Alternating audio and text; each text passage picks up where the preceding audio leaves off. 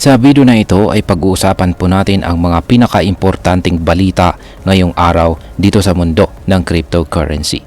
Mula po sa matinding pagbagsak ng Mantra token hanggang sa NFT trader na posibleng makulong ng 6 na taon or 6 years dahil po sa hindi pagbabayad ng buwis or tax. At hindi pa dyan nagtatapos ang mga shocking updates.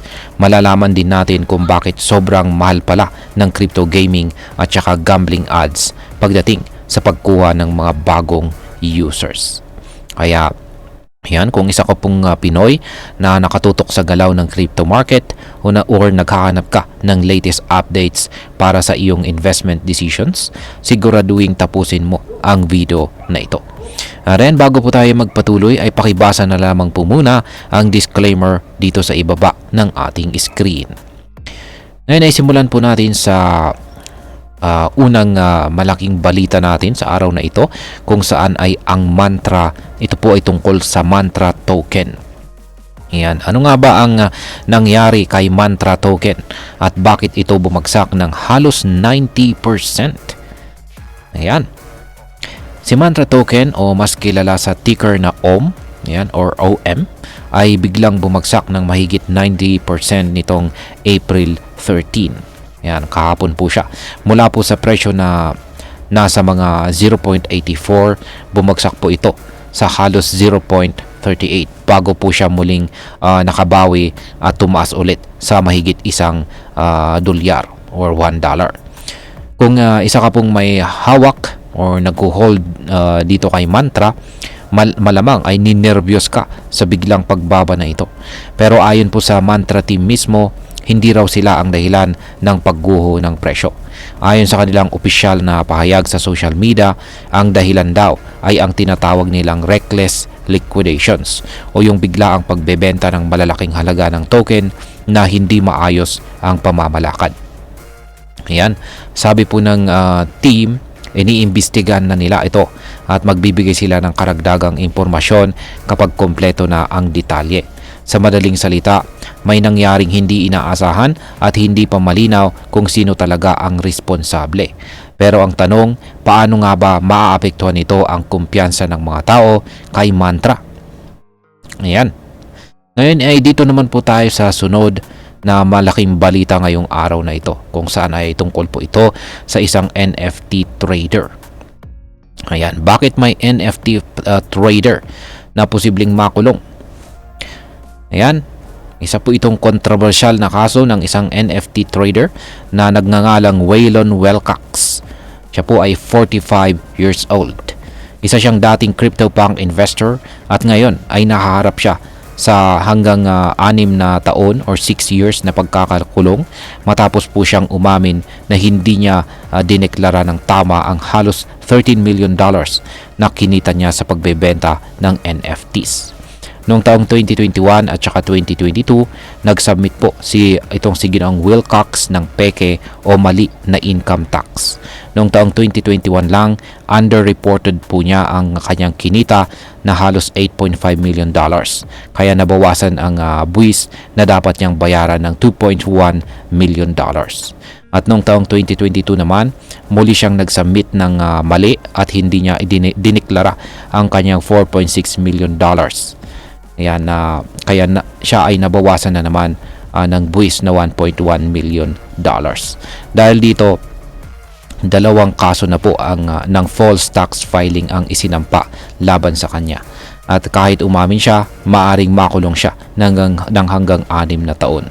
May kasama pang supervised release at saka multang pinansyal.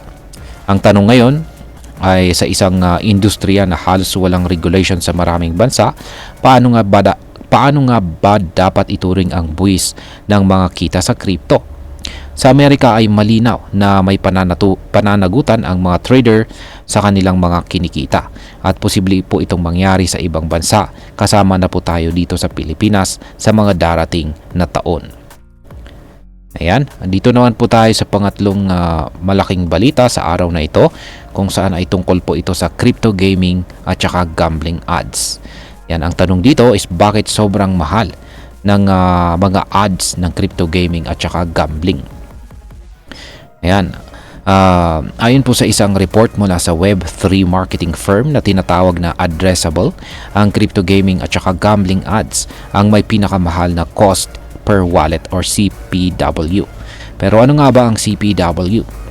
Ang CPW ay ang halaga ng marketing campaign para makakuha ng isang user na may naka-install na crypto wallet. At base po sa datos, ang median CPW para sa gaming at gambling ay umaabot po ng $8.74, habang ang mas mababang range ay nasa $3.40. Ibig sabihin sa bawat isang taong na isasama sa ecosystem gamit ang ads na ito, ganun po kalaki ang kailangang ilaan ng isang kumpanya. At ang tanong dito is bakit po mahal? Yan, simple lamang po ang kasagutan dyan. Ang mga taong may crypto wallet na ay mas picky o mapili. Hindi po sila basta-basta nagkiklik ng ads at kailangan po nilang mas pag-effortan ang approach nila para mapaniwala sila. Kaya ang mga kumpanya, lalo na ang mga blockchain-based games at saka gambling platforms ay napipilitang gumastos ng malaki. Sa isang banda ay pinapakita lang nito na hindi sapat ang marketing sa crypto kung hindi din makukuha ang tiwala ng mga users. At kung hindi rin talaga maganda ang product or produkto, kahit anong ad campaign pa ang gawin mo ay hindi ito magiging matagumpay. Ngayon is ano naman ang posibleng mga epekto ng mga balitang ito para sa atin bilang mga Pinoy crypto enthusiast. Ayan, unahin po natin kay Mantra Token. Kung isa ka pong investor dito, ay mararamdaman mo talaga ang biglaang epekto ng market volatility. Ipinapakita nito na kung gaano kahalaga ang diversification o ang hindi pagbuhos ng lahat ng investment mo sa isang token lamang. Sa tuwing may ganitong pangyayari, napapaisip po tayo kung gaano kahalaga ang transparency mula sa mga project teams.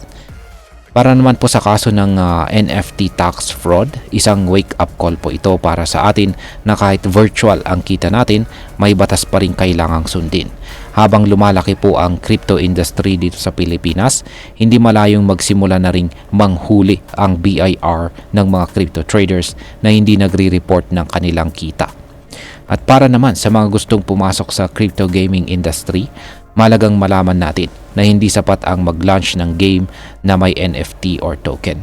Kailangan mo talaga ng matinding marketing strategy at saka malaking budget kung gusto mong makaakit ng tunay na mga users. At ayan, bilang panghuli ay ang masasabi ko naman tungkol dito ay ang mga balitang ito ay nagpapakita ng tatlong importanteng katotohanan dito sa mundo ng crypto.